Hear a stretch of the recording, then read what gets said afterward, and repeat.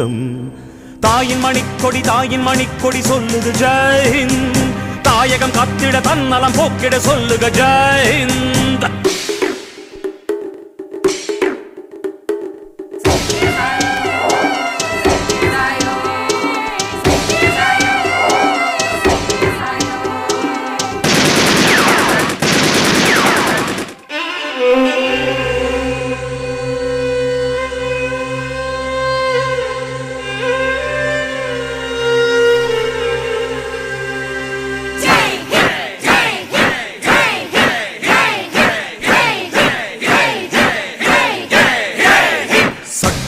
நம் சட்டம் புது வேகம் கொள்ளாதோ.